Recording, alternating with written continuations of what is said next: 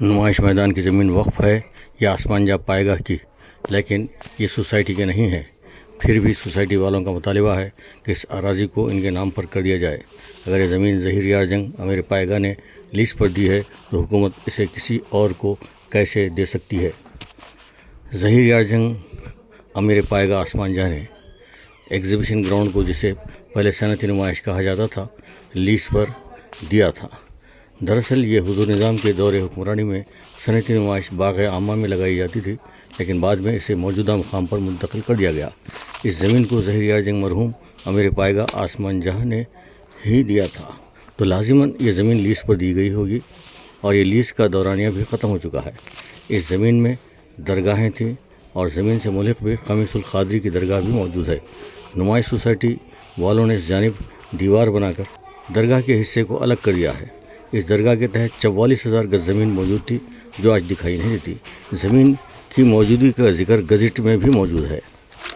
नुमाइश मैदान के अंदर जो दरगाह थी, इसके तहत ज़मीन कितनी थी, अब तक इसका पता नहीं चल सका।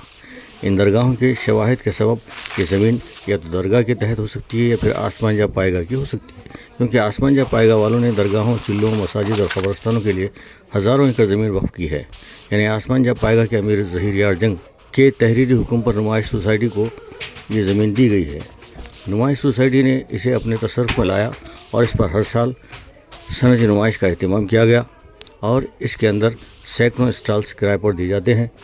इलावाजी लाखों अवाम इस नुमाइश को 40 दिन तक देखती है, जिसके लिए इन्हें टिकट ख़रीद कर दाखिल होना होता है। इस तरह से नुमाइश सोसाइटी को माकूल आमदनी हो जाती है और इस आमदनी से नुमाइश सोसाइटी 25 से 30 तालीमी इदारे चलाती है और नुमाइश के अख्ताम पर सोसाइटी के तमाम अरकान को बैरून मुल्क दौरा करवाया जाता है।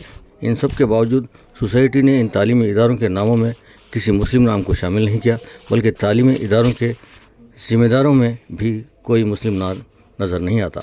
नुमाइश सोसाइटी इस अराज़ी को अपने नाम पर रजिस्ट्रेशन करवाने के लिए अदालत का दरवाज़ा भी खटखटा चुकी है और ये मुकदमा सुप्रीम कोर्ट तक चला और सुप्रीम कोर्ट में भी सोसाइटी शायद मुकदमा हार चुकी है।